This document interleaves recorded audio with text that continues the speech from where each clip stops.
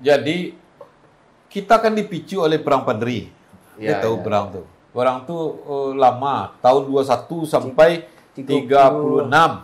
Ya, 36 atau 33. Pokoknya itulah 6 tambah 9, 15 tahun. Kita perang. Angku kiro 50 tahun itu sebentar. Parang coba yang perang 50 tahun. Letal lo angku. Iya. Jadi 15 tahun itu berpengaruh besar pada cara berpikir. Nah, sarjana yang 10 itu tadi, 3 kan Sumatera, 1 Batak, 2 Minang, 3 Melayu. Entah kalau masuk Melayu Kalimantan ya, saya nggak tahu. Tapi saya kira itu Melayu Riau maksudnya.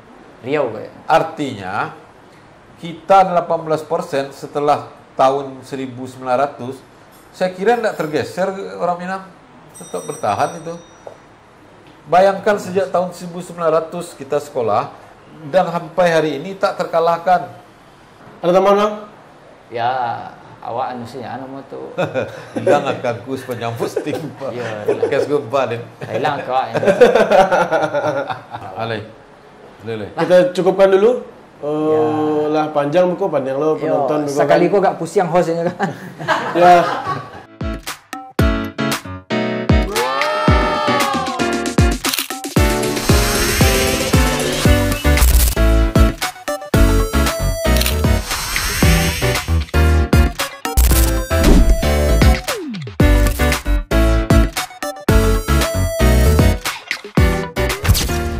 Oke, assalamualaikum warahmatullahi wabarakatuh. Sanak sadonyo kembali lagi ke Oppo Obrol Politik, salah satu konten politik terbaik di Sumatera Barat. Nah, ada lawan yang harus kita klaim, Pe. Harus kita klaim terbaik. Tidak ada lagi sumber yang paling terpercaya selain Oppo di Sumatera Barat. Karena kita mengambil dari sumber asalnya kita Bang Riki ya. Masih bersama saya Ahmad Hafiz dan abang saya Bang Riki. Gimana bang? Alhamdulillah stabil. Apanya yang stabil ya bang? Mental dan saku-saku yang gak kurang. Oke, luar biasa. Seperti yang teman-teman lihat, hari ini kita sudah kedatangan ayah kami. Kalau Hafiz ayah mungkin manggilnya lebih pasnya gitu ya. Ayah Khairul Jasmi atau kita sering sapa ayah KJ gitu ya. Selamat datang ayah di Oppo. Ya, makasih. Duriannya enak. Duriannya enak. Ayah yang bawa. Ini diumumkan juga nih, Pis. Jadi Pak KJ ini akan jadi narsum tetap spesial Oppo. Betul. Yang akan membahas, yang akan membombardir tentang perjalanan cerita politik pemerintahan di Sumatera Barat. Betul. Dari itu pun kalau beliau masih selantang seperti biasa. Gitu. Kita kan nggak tahu juga pas dilantik nanti kan nggak tahu juga. Kita berubah tenda. Karena kemarin konten kita waktu yang di Oppo itu alhamdulillah sangat viral. Narasi-narasi yang sampaikan diterima masyarakat, komentar cukup banyak pro kontra lah ya di komentar itu dan antusias netizen luar biasa. Jadi hari ini kita undang ayah mau diskusi banyak ya. Saya mau dijual nih. Jangan diperjelas ya. Jangan diperjelas ya. Kita langsung saja berangkat ya dari isu tentang pelantikan Indonesia. Pelantikan dulu kita ya. Pelantikan gubernur tanggal 6. Diundur kapannya? Diundur tanggal 20. Diundur tanggal 20, Pak. 20 Februari ya? Ya. Enggak apa-apa diundur. Dimajuin juga enggak apa-apa. Yang penting dilantik, masa udah rakyat enggak pilih. Yang penting dilantik. Oke. Ya, tentu kita punya mimpi yang baru lah, enggak, Pak? Dengan kedua periodenya Mahyildi ini. Pak Mahyildi ini jangan kita terlalu ekspektasi berlebihan tinggi dan jangan terlalu rendah.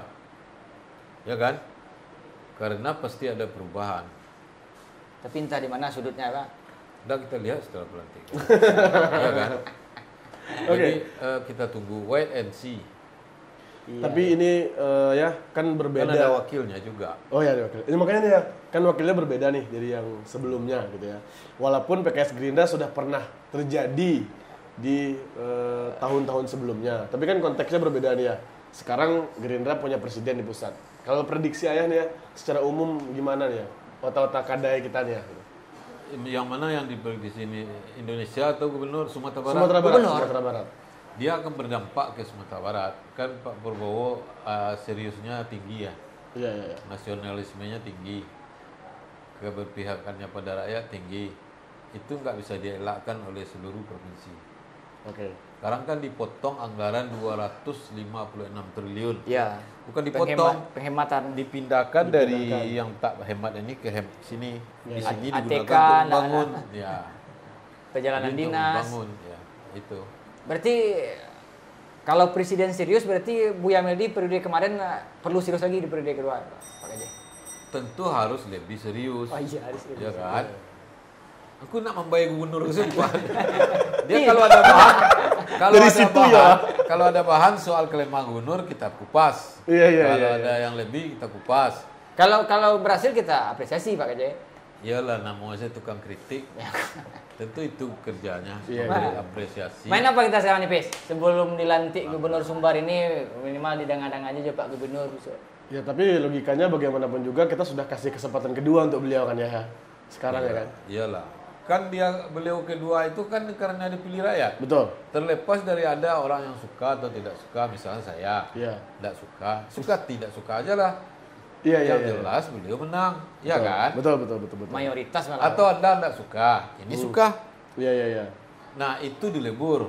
Kalau dalam konsep demokrasi yang sebenarnya. Betul. Iya. Tapi tentu gubernurnya mesti bekerja lurus. Nak lurui rentangan tali, ya. Iya. Itu caranya. Tali itu adalah peraturan dan undang-undang serta SOP dalam bekerja. Kau orang menang ngecek itu. Nak lurui rentangan tali. Ya. Main apa, Pis? Apa obrolan kita, Pis? Nah, jadi ada yang menarik nih ya. Kita kalau bicara perubahan kan tidak sederhana gitu ya. Apalagi kalau kita berbicara perubahan itu yang paling fundamental berbicara pendidikan. Kemarin ini viral se-Indonesia ya. Bahwasanya muncul data bahwasanya secara persentasi hasil survei BPS terbaru. Suku yang menghasilkan sarjana terbanyak itu adalah suku Minangkabau. Batak. Nomor 2 terbanyak Minangkabau 18%. 18% di bawah itu Bali. 18,2%. Ya. Oke, sekarang saya nanya, Anda sarjana enggak? Alhamdulillah. Ada foto wisuda di rumah? Nggak ada saya tempel. Nggak ada foto wisuda? Nggak ada saya tempel. Ada cetak, cuma nggak sempat ditempel di rumah. Ada foto wisuda di rumah? Aduh. Nah, ini pengecualian nih. Hampir semua sarjana Minangkabau itu ada foto wisudanya di rumah. Oh gitu? Oke. Ada. Itu memberikan apresiasi kepada orang tuanya bahwa yang berhasil bukan sarjana itu, yang berhasil orang tuanya. Iya. Kalau sarjana baru mulai dia akan bekerja. Oke. Jadi yang berhasil untuk seluruh sarjana yang 18% itu adalah orang tuanya. Oke. Ya. Bukan dia. Karena dia berpendidikan karena hasil dari perjuangan orang tuanya. Iyalah, orang kayawan dan penggalang-galang. Ada sarjana yang tidak dibantu orang tuanya sudah tidak ada. Iya. Atau orang tuanya miskin, dia bekerja, itu pengecualian. Di dalam kurva normal 80% itu dibantu orang tua. Untuk sarjana. Ada yang menarik tuh Pak Pres. Survei BPS itu dari tulisan mantan Gubernur Rawak Gamawan Fauzi yang terbaru tuh masih untung nomor 2 katanya biasanya masih untung nomor 2. Jadi seakan mengkiaskan biasanya suku Minangkabau itu nomor 1 penghasil intelektual. Dari tulisan Pak Gamawan itu mengkiaskan Sumatera Barat itu harusnya nomor 1 penghasil intelektual.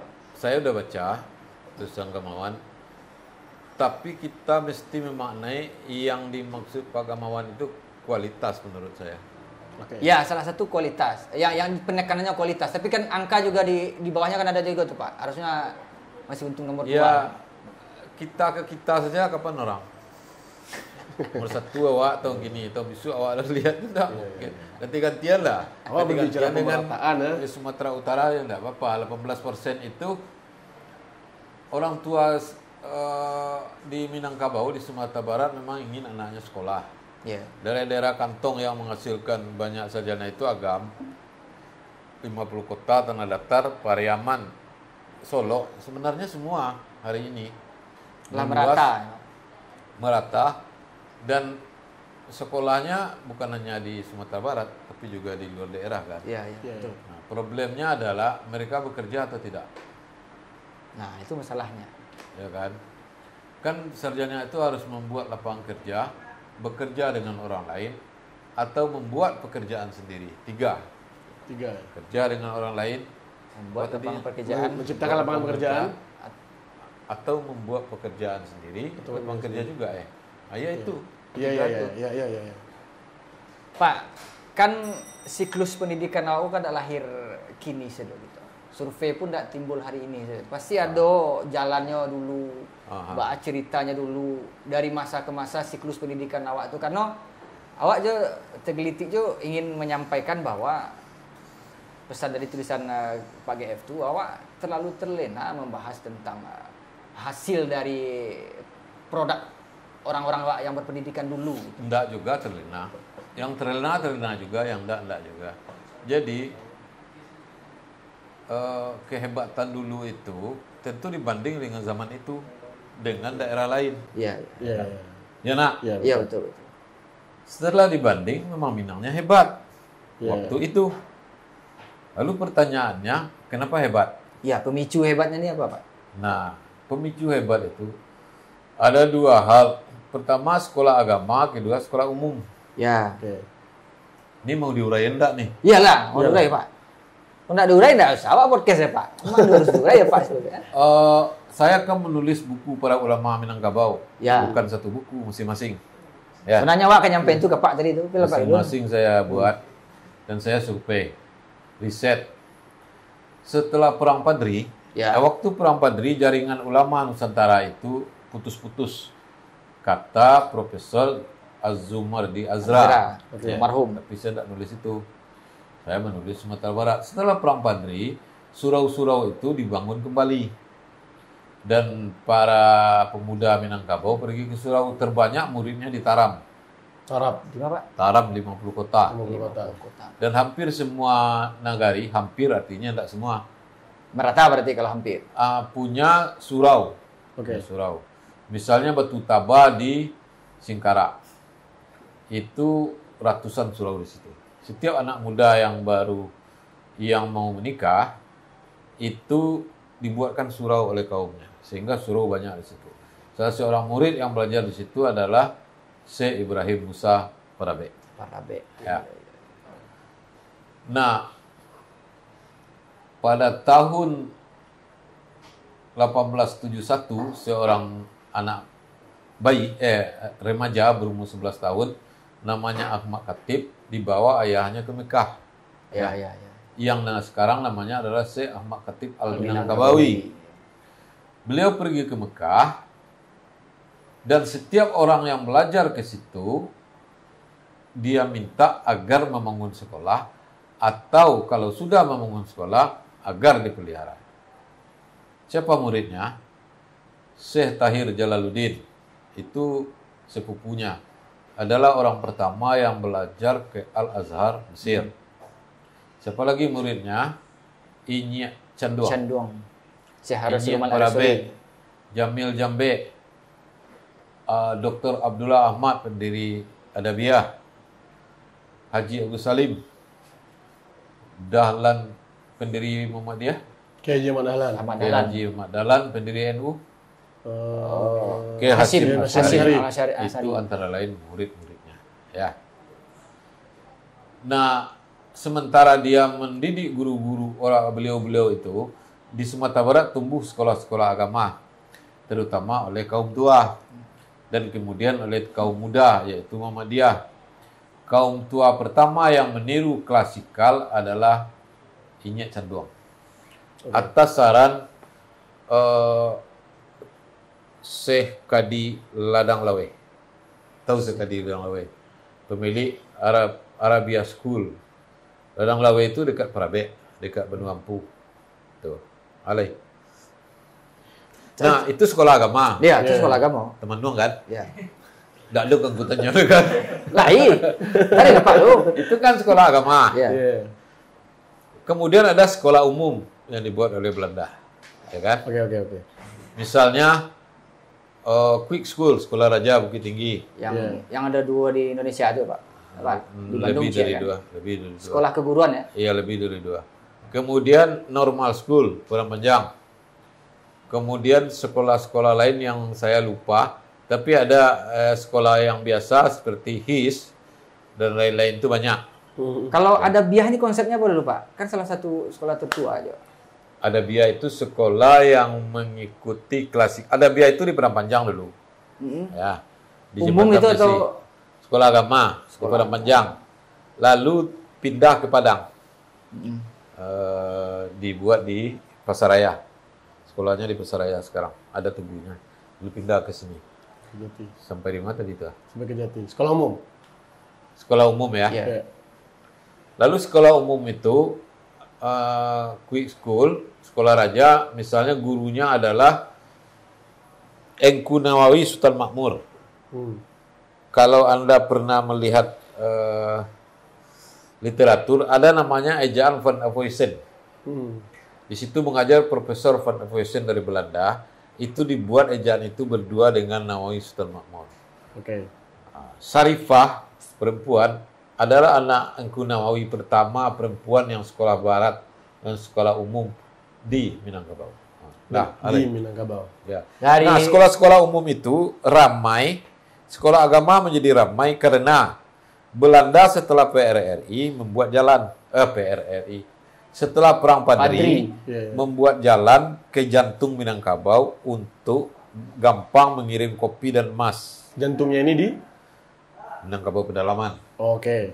Payakumbuh, Giting, yang dimaksud jantung Minangkabau itu di situ lah ya. Ya. Oke. Lalu membuat jalan kereta api dari Nareh ke Padang. Yang pertama dibuat dari Sawalunto ke Padang. Oke. Tapi dampaknya dalam podcast sebelumnya sudah saya sebut, itu orang gampang mengakses sekolah. Ya. Jadi Minangkabau ongkos murah bisa sekolah, kini aja 4.000. Bisa sekolah karena transportasi murah. Tahun 30-an, 20-an itu ada 7.000 mobil di Minangkabau. Saya enggak tuh. Tahun 1920. Itu sudah ada 7.000 mobil. Nah, kalau enggak percaya tanya Profesor Gusti Asnan. Beliau yang punya literasi. Apa maksudnya sekolah-sekolah yang banyak itu? Sekolah yang banyak itu diantarkan anak-anaknya sekolah karena uang banyak. Kenapa uang banyak? Pertama karena sudah saya sebut juga kopi, emas, dan hasil bumi seperti lada. Ekonomi ya Pak ya. Kasiapera, bukan nasi ampera ya. Kasiapera itu adalah kayu manis. Iya. Kayu manis. Dan gambir. Hasil-hasil itulah yang menopang kehidupan penduduk Sumatera Barat waktu itu. Aleh. Dan itu memang sedang naik-naiknya, sehingga itulah yang menjadi alasan. Tapi menurut saya pribadi, kan tidak semata-mata karena sumber daya alam itu ada yang menstimulasi mereka mementingkan pendidikan. Ada variabel lain nggak? Salah satunya tentu pemicunya karena ekonomi orang tuanya. Jadi Riko, kalau Anda mengajak saya serius nih. Tapi kalau Anda ajak kelakar, saya mau. Yang mana yang mau dipakai? Seimbang lah. Biar netizen dapat insight lah gitu kan. Jadi gini ya. Yang apa nih yang serius? Kenapa orang bisa sekolah banyak, uangnya ada, kemauan ada. Kemauan itu dipicu juga oleh melihat contoh kayak yang sudah menceliak contoh karena Manang, menceliak Aceh Teruyan. Nah, itu. Dan yang berikut, di banyak negari ada namanya founding school. Bayu mampu piti untuk orang pergi sekolah. Kalau lah balik ang sajana, ala karajoang balik piti tu lihat. Itu terjadi. Dan itu budaya itu ada. Ada. Di banyak negari ada. Banyak. Itu dan apa? Abad Wilo tuh Pak. Abad 19 atau 19 dan 20. Tan Melaka misalnya. Seperti itu tuh. Pergi sekolahnya. Dia tidak orang kaya. Cuman Tan Melaka di pasukuan dia orang kampungan untuk ke sekolah. Apalagi. Jangan bicara Koto Gadang. Kalau Koto Gadang di luar itu semua. Ya nanti kan ditanya aja Koto. Bahas Suntiang Melayu di situ. Kalau Koto Gadang tuh orangnya semuanya sekolah. Sekampung. Hampir semua. hampir semua. Kayaknya lebih menarik kasus itu kayaknya. Kok bisa? Itu salah satu Rohana Kudus ada di Koto Gadang enggak? Jadi Koto Gadang ini itu ada surat kabar, 2 surat kabar di situ. Iya. Ya. Oke. Pahlawan dia sekarang 3. Sahrir, Agus Salim, Rohana Kudus. Iya. Ada enggak di Indonesia yang satu desa 3 pahlawannya? Nggak usah orang lain tuh ngecek lah. Tinggi lah sarjana. Tapi Koto Gadang enggak kampung aku doa. Iya. Kampung aja ya, Pak. Nah, Koto Gadang itu orangnya hebat-hebat. Karena sebelumnya mereka memang diberi peluang dan mau belajar sekolah. Apalagi Datuk Kayo, Lurah sekarang apa ya? Lupa saya. Itu membuka kesempatan membuat sekolah. Apalagi Rohana Kudus dan 2 kawannya serta banyak lain di belakang mendirikan Amai Setia. Iya, ya kan? Iya, Setia 1911 sampai sekarang masih ada. Itu Rohana Kudus beli benang ke Paris. Ada orang Padang nih sekarang beli benang ke Paris. Pak kan nulis tentang sejarah-sejarah biografi tokoh-tokoh yang pendidikan juga. Rahmat Indonesia, Rohana Kudus. Nah, itu kurikulum yang diajarkan ketika itu seperti apa, Pak? Yang mana? Yang sekolah agama, sekolah umum ini dari apa itu, Pis? Panduan dasar kurikulum untuk mengajarkan anak-anak itu seperti apa? Di Tawalib itu diajarkan semua ilmu agama dengan kritis. Ya. Kritis itu udah mulai sekarang dah. Sehingga mereka akhirnya terjebak kepada aliran komunis kan. Tawalib Padang Panjang. Iya. Tapi Tawalib Parabe memisahkan diri, tidak mau. Sementara akhirnya Ayah Buya Hamka mundur. Itu tidak perlu disembunyikan, memang seperti itu Tawalib waktu itu. Itu kan oleh Natar Zainuddin dan lupa saya. Namun salah seorang tokoh komunis Tawalib itu adalah guru mengaji Buya Hamka, Datuk Batuah kalau tidak salah ya. Dan menurut pengakuannya dia tidak sholat, dia puasa, dia tarawih, dia segala macam. Jadi paham komunis yang dianut waktu itu adalah paham membela rakyat, bukan persoalan agama, akidah. Bukan.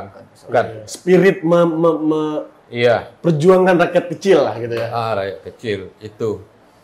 Nah, kemudian Dinia Putri itu kan mengajarkan tasawuf, nahu, saraf, fikih, segala macam itulah. Dinia Putri lahir karena fikih itu, karena tidak leluasa bertanya tentang fikih perempuan. Laki-laki aja semua. Tabu. Kalau ditanya entah, tidak ditanya entah. Dijawab entah, tidak dijawab entah. Maka Rahma minta kepada kakaknya izin agar diizinkan membuat sekolah perempuan. Dan diizinkan. Itulah Dinia Putri. Muridnya pertama 71 kalau tidak salah. Salah seorang 71 atau 61 yang angka itu saya lupa.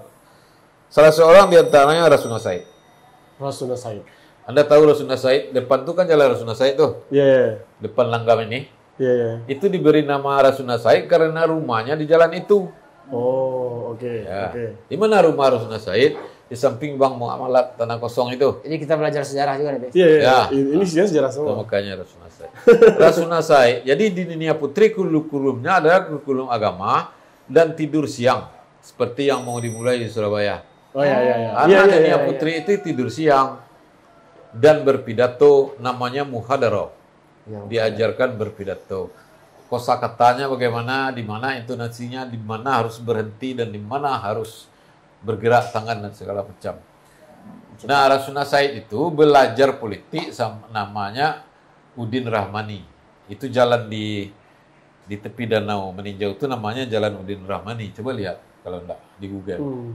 Dia guru politiknya. Udin Rahmani dibuang sampai ke Australia. Bersama dengan dia dibuang ke Tanah Merah bersama dengan Datuk Batuah. Datuk Batuah. Siapa lagi? Pokoknya pejuang-pejuang Minang ini, orang Minang lah pertama yang mengisi Digul dan paling banyak di Digul karena peristiwa 1927. itu. Kembali ke Dinia Putri. Dinia Putri itu kurikulumnya seperti itu. Jadi mengajarkan hal ikhwal tentang agama dan sisi-sisi fikih perempuan. Nah, alai. Dan klasikal. Tahu klasikal? Berarti sama apa bedanya dengan yang di Candung itu, Pak? Candung itu kan laki-laki. Artinya, ini khusus Pak, perempuan. Ada enggak Bapak temukan kalau sistem kurikulum itu sama gitu?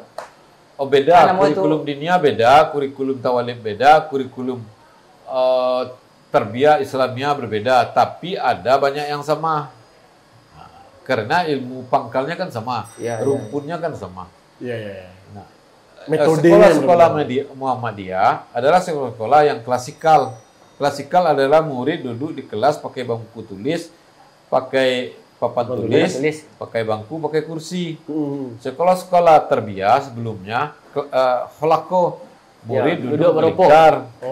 Tapi Candung kemudian mengubah menjadi klasikal karena yang baik itu diambil, yang tidak diambil. Nah, apalagi? Iya. Tapi ada gap nih ya. Dari data ya, dari beberapa sumber yang dibaca termasuk yang Bapak Gaman Fauzi tulis tadi gitu kan, kita kan literatur kita belum begitu jauh sampai ke belakang. Nah, yang nge-trigger masyarakat Sumatera Barat itu melek akan pentingnya pendidikan. Apakah memang kan tentu banyak variabel ya. Atau memang SDM awak itu memang melampaui batas di era itu. Apakah ada kejanggalan lain kalau di seperti itu gitu? Jadi begini mungkin. Karena banyaknya sekolah agama, ya. Ini sekolah agama banyak apa? Enggak sebanyak dulu. Enggak sebanyak. Dari presentasi, rasio ya? Iya, sebanyak dulu. Jadi, kita kan dipicu oleh perang Padri. Kita tahu perang tuh. Perang tuh lama, tahun 21 sampai 36. Ya, 36 atau 33. Pokoknya itulah 6 tambah 9, 15 tahun. Kita perang. Iya. Angku kiro 50 tahun itu sebentar. Parang coba yang perang 50 tahun. Letalo dengku. Iya. Jadi 15 tahun itu berpengaruh besar pada cara berpikir. Jadi apa yang terjadi waktu itu daripada melawan Belanda, gua awak merdeka, ancak awak sekolah lah. Ada tokoh yang memicu seperti itu. Tentu tidak bisa kita lacak. Iya. Tapi di siapa orang itu tidak bisa dicari. Di Koto Gadang bisa dilacak siapa orangnya. Tapi di Minangkabau secara keseluruhan tentu seperti cerita berantai, ya kan, dari mulut ke mulut. Daripada parang Jawa merdeka kalah awaknya. Kalah jadi abu. Jangan-jangan pepatah kalah jadi abu menang jadi arang itu lahir dari pengalaman batin perang Padri. Jangan-jangan ya. Iya. Bisa jadi. Bisa jadi. Karena pepatah itu dibuat. Ya kalau dilawan tidak sanggup. Kalah nih coba perang Padri. Tahu deh. Lebih baik sekolah, saya kira itu ya. Ini asumsi saya. Betul. Nah, karena dia sudah sekolah, di sini sudah sekolah, di sini sudah sekolah, di sini sudah sekolah, akhirnya banyak orang sekolah. Oke? Iya. Nah, singkat cerita, hadirlah tokoh-tokoh besar dari ekosistem yang terjadi tersebut. Ekosistem. Kan gitu kan? Nah, dari ekosistem lahirlah Buya Hamka yang berpengaruh. Buya Hamka belakangan tuh. Ya, maksudnya efek-efeknya sampai ke situ tuh kan? Yang lahir pertama itu ayah Buya Hamka. Karim Amrullah namanya. Itu generasi kedua berarti itu ya? Generasi kedua lah bisa dikatakan. Buya Hamka yang kedua. Buya Hamka itu seangkatan dengan Rasuna Said, Buya Hamka, Rama Indonesia. Iya. Itu yang pertama lahir tuh Inyek Canduang, Inyek Prabe, Inyek Jambe, Inyek DR. Yang Koto Gadang tadi selain Agus Salim siapa, Pak? Agus Salim itu adiknya Bay Salim. Oke. Bay Salim itu anaknya Emil Salim. Iya. Oke. Prof. Emil Salim. Adik Agus Salim namanya Tante Du. Ini wartawan semua nih, yang tiga nih. Wartawan. Iya. Agus Salim kan wartawan juga, Pak. Yang perempuan adiknya wartawan juga. Wartawan juga. Wartawati. Rohana Kudus wartawati. Syahrir penulis. Ya kan? Siapa lagi orang Koto Gadang yang hebat? Rohana Kudus. Banyak. Banyak. Susah kita trackingnya gitu. Berarti itu bisa dikatakan bahwa memang salah satu Koto Gadang ada yang pemicunya seperti itu kan. Semangat sekolah. Waktu itu ada pemeo apa yang tidak bisa dibuat oleh orang Koto Gadang. Bahasanya tidak bisa dibuat. Itu spiritnya ada waktu itu gitu ya. Jadi tidak mungkin, mustahil tidak ada orang Minang yang tidak iri dengan Ketua Gadang. Makanya mereka memacu diri. Iya. Kan orang Minang kan tidak pasif melihat itu. Berarti kalau berarti simpulannya sederhananya Pak, otak itu berpikir memang itu ditekan gitu. Berarti kan tekanan tinggi dulu. Tiko pendiri-pendiri bangsa tokoh-tokoh pemikir dari Minangkabau. Atau memang sejak era reformasi sampai kini kan mungkin tekanan agak kurang. Nah, tekanan perang Padri itu menyebabkan orang bergerak kan? Ya. Lahirlah Ahmad Khatib yang pergi sekolah. Lahirlah pemikir lain, lahirlah Inye Canduang dan segala macam. Lahirlah tokoh-tokoh, saya nggak hafal kalau nggak lihat buku ya.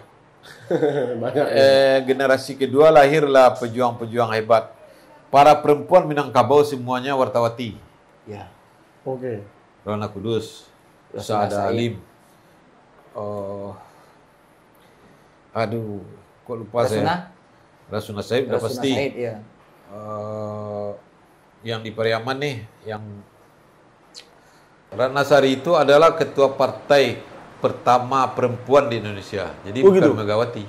Dia ketua partai apa partai, Pak? PMI itu adalah Persatuan Muslimin Indonesia, yang di organisasi itulah Rasuna Said berpidato dan ditangkap. Di PKU. Nah ini perlu di tracking. Banyak sejarah yang hilang ternyata. Ya. Jadi beliau adalah ketua partai wanita, ketua partai pertama di Indonesia. Lalu partai itu dibubarkan oleh Belanda setelah tokoh-tokohnya ditangkap dan dibuang. Siapa tokoh-tokohnya? Ulama kita dari Belengka. Beliaulah yang bekerja keras mengumpulkan emas bersama Inyek Prabe untuk membeli Afro Anson. Mungkin bisa di Google ulama Balingka, Sultan Muhammad siapa ya? Daud Rasid Rasidi. Ya. Oke. Nah, hampir ke penghujung ini. Nggak tahu ada pesawat yang dibeli orang Minang? Nggak tahu. Yang membeli pesawat pertama untuk negara oleh rakyat dengan mencabut emas di telinganya, gelang di tangannya, adalah orang Minang. Siapa dan kenapa? Baru kemudian orang Aceh. Baru orang Aceh? Iya. Siapa dan kenapa itu? Kalau boleh tahu. Nah, ada dua. Waktu itu ada kesepakatan ulama Perang Sabil. Perang Sabil adalah perang melawan Belanda dan rakyat diminta membantu kalau dapat dengan beras, padi, atau emas. Yang kedua, Bung Hatta minta orang Minang bayu beli pesawat. Dua itu terjadi menjelang bulan Ramadan. Ya. Maka orang Minang mengumpulkan emas di musola-musola, di masjid-masjid. Karena ulama yang meminta, Khatib Sulaiman jadi ketua penitianya, dapatlah 14 kilo. Jadi kan 14 kilo. Ya. 12 kilo untuk beli pesawat, 2 kilo untuk perbaikan. Oke. Ya, dibeli ke Songkla, Thailand Selatan. Ya. Pilotnya Halim Perdana Kusuma dan Iswahyudi, kedua-duanya di Pelawan kan? Ya. Terbang ke Gaduy. Gaduy di Agam. Lapangan lah gitu. Terbang. Udah ada lapangan terbang. Langsung dibangun lapangan terbang. Ya. Setelah mendarat, pilotnya orang Inggris minta diantar lagi ke Songkla. Oke, diantar. Ada dibawa beberapa tokoh dan dituduh di situ menyelundup senjata dan tidak boleh pulang. Oke. Pulanglah Afro Anson sendirian. Sampai di Tanjung Hantu, Malaysia, disergap oleh kabut tebal, jatuh. Ya Allah. Ya. Meninggallah Halim Perdana Kusuma dan Iswahyudi. Jadi pahlawan keduanya. Beliau jadi pahlawan. Afro Anson lupa. Baru dikenang kembali tahun 90, dibuatkanlah tubuhnya di Gaduy. Coba dekat itu, dekat Pacuan Kuda naik ke atas. Dekat Hotel Balkone. Nah, itu ada lapangan terbang militer Gaduy. Di Situlah dibuat tubuhnya. Itu pesawat pertama milik Republik Indonesia. Ya. Sejarah juga kita, Bis. Iyalah. Apalagi sekolah lagi ya. Belum, Pak. Ini, Pak, nama tuh Bapak sebagai pelaku juga kan, pelaku pendidikan juga, penulis juga, sejarawan juga. Faktor A yang paling dominan yang melesukan pendidikan dari masa ke masa itu, Pak? Atau lesu, atau memang SDM-nya yang kapasitas IQ-nya turun. Iya. A yang jadi masalah. Yang paling menonjol itu kan sebelum kemerdekaan, antara tahun 1910 sampai 1930. Ya. Itu paling menonjol. 70 tahun yang lalu, 80 tahun yang lalu. Paling menonjol hasil pendidikan orang Minang yang kemudian menyumbangkan putra-putra terbaiknya untuk membentukkan Indonesia. Yeah. Sastrawan-sastrawannya 9 dari 15 pengarang balai pustaka orang Minang. Ya, betul. Ya. Itu hasil pendidikan 1910.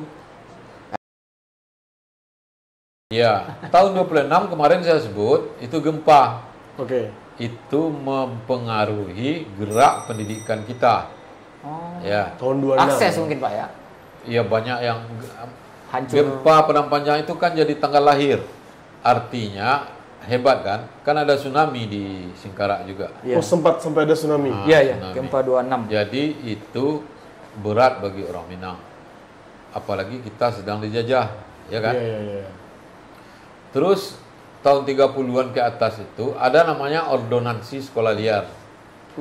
Maksudnya gini, Belanda menerapkan kurikulum untuk sekolah tertentu, atau kurikulum itu mesti disetujui oleh Belanda, dan itu ditolak oleh para ulama di Bukit Tinggi, ya, di Padang Panjang dan segala macam. Itu mempengaruhi laju sekolah-sekolah kita. Oke. Pergolakan tahun 65, Anda tahu, bukan hanya PKI ya, bukan hanya PRRI. Waktu PRRI itu ada 3 gelombang, 3 jenis tentara yang datang ke sini. Satu yang menumpas dengan benar, dikomandai oleh Ahmad Yani. Ya. 2 yang menumpang untuk kepentingannya, dan yang ketiga menumpas dengan membawa pengaruh komunis. Itu antara lain tokohnya adalah, siapa tokoh PKI tahun 65 yang ditangkap? Coba sebut. Sam Kamaruzaman. Terus Ahmad Yani. Terus Untung Samsuri. Terus Den Aidit. Terus ya, Den Aidit dengan kawan. Haryono. Terus Suprapto. Terus Untung. Untung itu bertugas di Sumatera Barat. Oke. Operasinya di Sumatera Barat. Oke. Dia dan kawan-kawannya membentuk namanya OPR. OPR itu adalah angkatan kelima, yang namanya di sini membantai orang-orang Masumi. Ya. Kalau Masumi kalau jelas. Dibantai. Itu berpengaruh pada pola pendidikan, nama, dan gerakan merantau. Ya, jadi berpengaruh besar. Jadi 3 itu. Tokoh-tokoh Masumi udah jelas tokoh-tokoh agama. Pak. Ya, jadi itu berpengaruh kepada cara orang mendidik anaknya kemudian. Dan pada ekonomi sebenarnya. Ekonomi rusak oleh pergolakan tahun 58 sampai 65 itu. Hancur ya, Pak, ya. Hancur. Jadi tidak ada pendidikan, susah. Jadi orangnya tidak sekolah. Orang bicara untuk hidup aja waktu itu, Pak. Untuk hidup saya susah, sekolah ke sekolah aja ciang, mulai itulah. Tapi ada yang sekolah banyak juga, ke UGM malah. Banyak. Jadi siklus tumbuhnya kembali pendidikan semangat tuh, Pak, di Sumatera Barat. Nah, kan itu generasi Orde Baru tuh. Iya, Orde Baru. Orde Baru, sekolah kita kan seragam, ya kan? Iya. Seluruh Indonesia SD Impres, Masjid Pancasila. Ya. Dan ketika itu saya tidak melakukan studi tentang Orde Baru ini ya. Tapi menurut saya, apa yang kita perbuat selama ini sudah diperbuat orang juga. Ya kan? Jadi semangat sekolah itu muncul di mana-mana. Kalau sebelumnya yang menonjol itu Sumatera Barat, Jawa Tengah, kalau kotanya Padang, Semarang, Manado, Batavia. Solo berarti belum masuk gitu ya? Belum. Batavia. Ya, 4. Iya. Nah, sekarang kan merata. Iya, pendidikan merata. Nah, sarjana yang 10 itu tadi, 3 kan Sumatera, 1 Batak, 2 Minang, 3 Melayu. Entah kalau masuk Melayu Kalimantan ya, saya nggak tahu. Tapi saya kira itu Melayu Riau maksudnya. Riau kayak. Artinya kita 18% setelah tahun 1900, saya kira tidak tergeser orang Minang, tetap bertahan itu.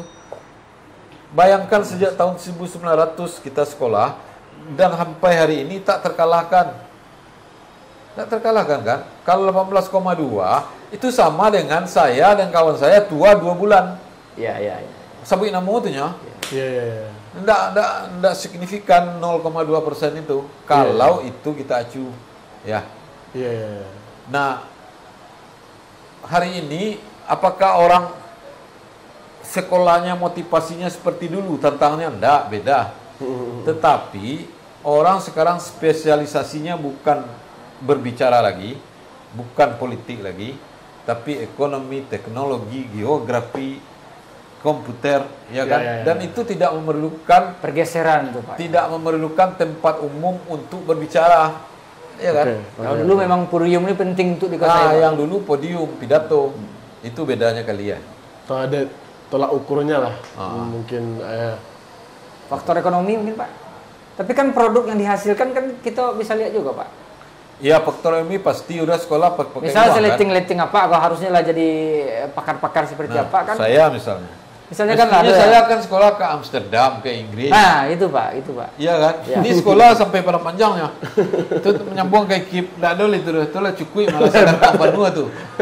Melihat anak-anak sekarang, saya sering termenung mereka sekolah ke Belanda, ke Perancis, ke Sorbonne, sendirian, cewek. Itu tidak terpikir saya dulu. Iya. Jangankan itu, sekolah ke UGM, Universitas Indonesia aja tidak terpikir saya. Bayangkan tuh, waktu itu. Karena apa? Karena saya lahir di zaman PRRI. Orang yang makannya bergegas, waktu sekarang tuh zaman PRRI dah iya mah. Capek saya makan ada zaman PRRI. Itu kelahiran PRRI. Itu. Nah, terakhir ya sebelum kita closing, ada nggak perubahan orientasi dari pendidikan itu sendiri? Karena sekarang kan apakah karena kemampuan teknis yang lebih dibutuhkan hari ini sehingga orientasi orang berpendidikan itu, dari kalau kacamata Apes pribadi ada melihat dari sisi itu. Mestinya kurikulum yang dibuat disurvei Minangkabau dulu. Baru dimasukkan item-item orang Minangkabau itu ke dalam kurikulum nasional. Betul. Ya kan? Itu konstitusi. Sekarang kurikulum nasional itu melibas ciri khas dari cara pendidikan di Sumatera Barat, di Minangkabau, ya kan? Iya. Di Minangkabau itu dipadukan 2 pendidikan agama dan umum. Walaupun dia tidak belajar itu di sekolah umum, di suraunya belajar. Iya. Makanya orang pergi merantau dulu, sekarang saya tidak tahu, dia mesti pandai main bola, mesti pandai berdoa, mesti pandai azan, mesti pandai jadi imam. Bakwa ada, Pak?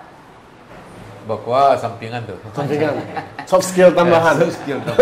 Tapi itu penting, ya kan? Iya. Itu dulu. Oh, jadi garin itu. Oh, zaman awal masih jadi garin nggak kuliah? Nah, itu. Artinya begini. Ada perubahan paradigma pendidikan nasional untuk tanpa melihat potensi lokal. Padahal Indonesia kurikulum.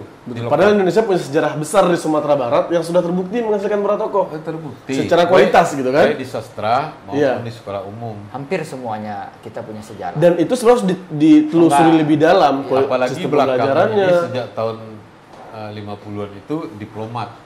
Iya. Kenapa orang Minang bisa jadi diplomat? Masa Baraja itu sih tidak mau menteri pendidikan? Tanyong ke Dino Petijalal, Dino Horiang.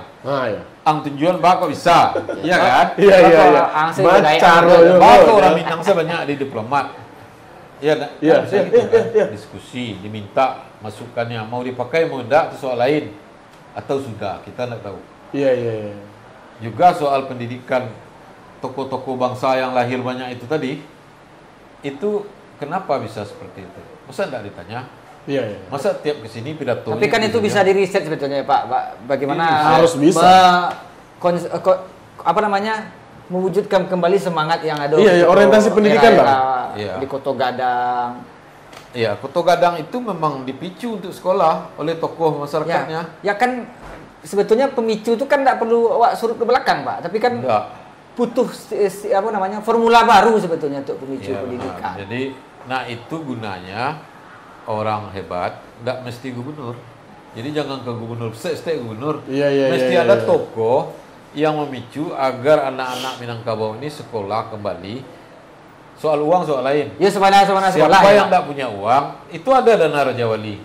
Tahu dana Raja Wali? Nggak tahu kita. Nggak sampai dana Raja Wali. Yang masalah lah mau dua. Dana Raja Wali adalah dana kompensasi dari PT Raja Wali yang sudah membeli saham PT Semen Padang dan dijualnya lagi kepada pemerintah dan kepada publik.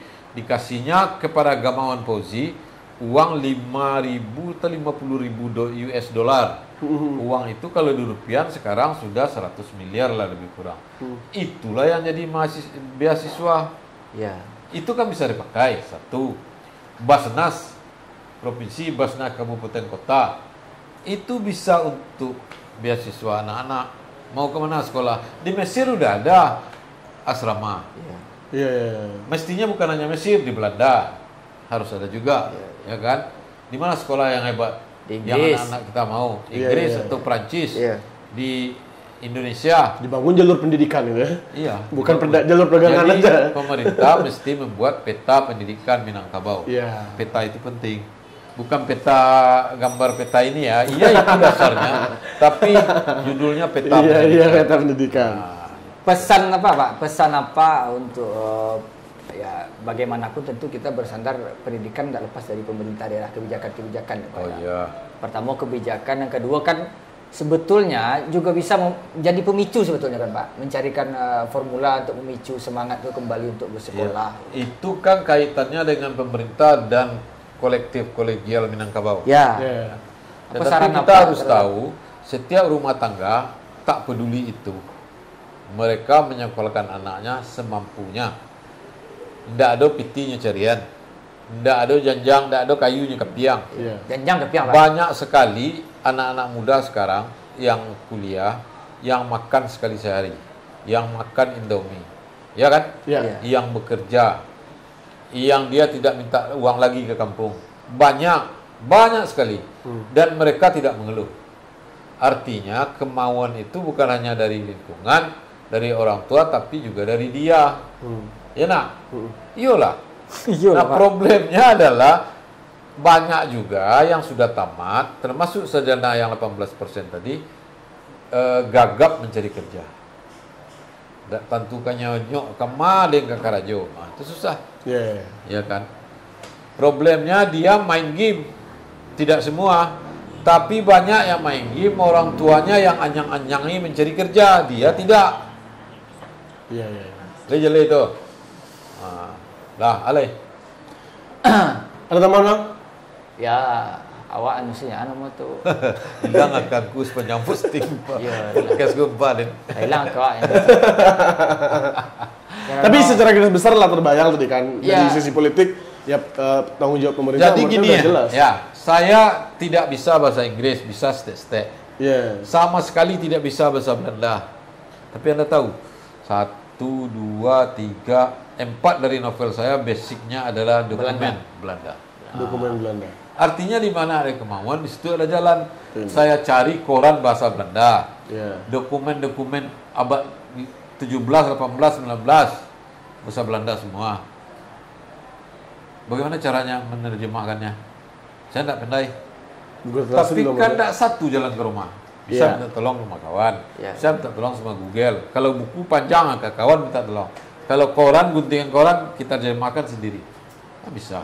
Betul. Jadi di mana ada kemauan, ada jalan. Itu ada jalan. Pak, tadi yang stek sebelum di closing, artinya selain sistem pendidikan itu diperbarui, diseriusi, ada kemauan pada anak-anak tadi. Nah, kok dari mana jalurnya kira-kira Pak? Kemauan seseorang untuk sekolah. Kemauan seseorang anak-anak kok. Kan anak-anak tuh awak pun punya kemauan, kan ada harapan dari ibu dulu yang awak bawa kan seperti itu Pak. Teori klasik pendidikan kan begini.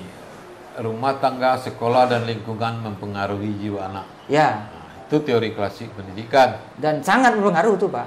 Yang 3 itulah yang memicu. Jadi kalau bakawan dia tukang jual parfum, harum, harum kan. Kalau anak-anak berteman dengan orang yang mau sekolahnya. Tapi kalau enggak, itulah yang dipesankan oleh orang tua setiap sanjo. Karena anak main juang di siang bakawan iya kan? Dia mainnya jangan sanu dulu aja. Ya. Itu kan yang dipesankan secara natural oleh orang tua kepada anaknya. Bukan bercakap tawuran bola diam. Iya. Itu problem sosial lainnya. Tapi mayoritas kita mesti memandang masyarakat ini seperti kurva normal lah. Iya. Tahu kurva normal kan? 10% ini sangat baik, 10% ini cingkahak raya, yang 80% ini rata-rata air. Ya. Yang 10% inilah yang mesti memicu. Yang 10% sebelah sini itu adalah orang yang kampung mah, Solo. Tahu Batang Ombilin? Lain.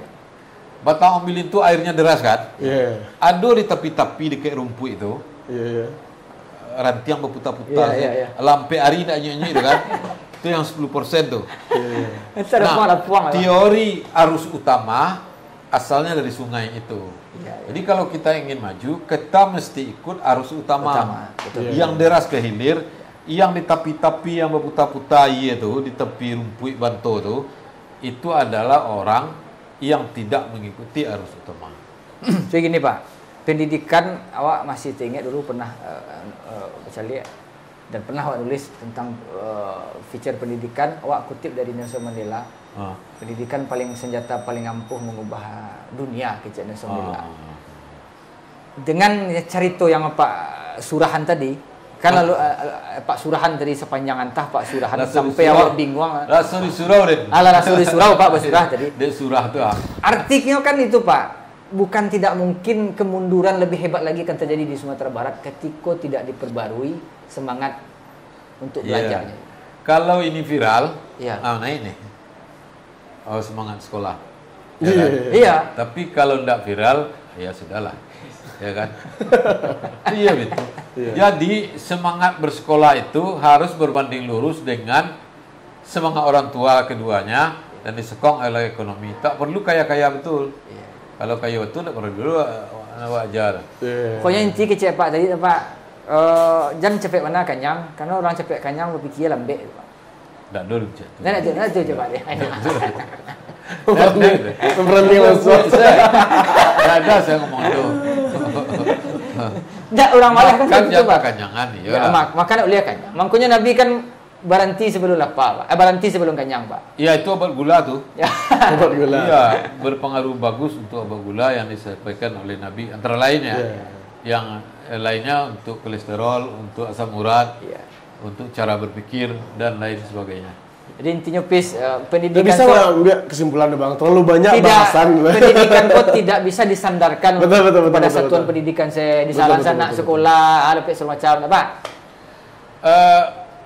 Dunia yang luas ini adalah lembaga pendidikan. Di Minangkabau disebut Alam Tekambang jadi guru. Itu. Baca buku Pak Nafis soal Alam Tekambang jadi guru. Ayo, itu Nafis satu kan lulusan apa kan? INS kayu tanam kan Pak. Salah satu juga kan pasti baca sastra. Kita cukupkan dulu. Lah panjang buku panjang lo penonton buku. Sekali kok gak pusing hostnya kan. Ya. Nyo ditanya beko kecian angku birang-birang saya ke gubernur. Padahal masalah itu enggak di gubernur saja, Betul. Masalah itu dari keinginan si anak kok. Keinginan si anak, lingkungan yang baik, orang tua yang. Jadi kalau kita berpandang positif, anak-anak Minangkabau hari ini sekolahnya baik. Semangatnya bagus. Problemnya adalah kita belum melihat bagaimana mereka berkiprah di tingkat nasional. Itu ya. Itu yang mesti kita bangun. Ada caranya. Di podcast berikut lah kalau mau. Artinya kan kalau secara populasi kan kita tetap sedikit kok Pak. Dari dulu sampai kini kan sedikit. Tidak berubah-ubah ada 80%. Nomor 2. Cek kita nomor 5 Pak. Kita tetap nomor 2. Hebat ya. Kualitas terbaik pendidikan adalah survei Cerai Padang nomor 8 ya? Ya. Apa tuh? Sumber daya manusia. Sumber daya manusia. SDM kan tinggi tuh. Ya orang Padang pilih campur. 38 provinsi ya. Kota malahan itu kota malahan. Kota tuh Pak. Kota. Padang tuh nomor 8. Kan bagus itu. Dari berapa ratus kota gitu. Artinya itu kan warga kota yang bekerja untuk keluarganya kan. Iyalah. Iya. Bagus. Habis. Dan antara warga kota itu ada orang Batu Sangkar. Dan Kampung Aden. Oke, terima kasih banyak ya. Insight-nya hari ini. Terlalu banyak pembahasan jadi karena itu namanya kita karena awak si Pangkal bisa awak doakan Pak KJ sehat-sehat selalu. Amin. Dan tetap mau bersuara dan tetap mau tetap mau bersuara maksudnya. Ya kan mengecek Pak tadi itu. Kalau enggak mengecek Pak baru suruh mengecek. Ditanya Pak no saya kan baru suruh. Sudah di podcast udah. Cuma kalian bisa nonton full karena menurut saya pribadi banyak hal yang dibahas jadi tidak cukup kalau kita menyimpulkan. Jadi episode selanjutnya membahas tentang bagaimana orang Minang kembali ke panggung nasional. Itu dari siapnya dari Pak KJ. Siap. Terima kasih ya. Sampai ketemu di konten berikutnya. Assalamualaikum warahmatullahi wabarakatuh. Waalaikumsalam.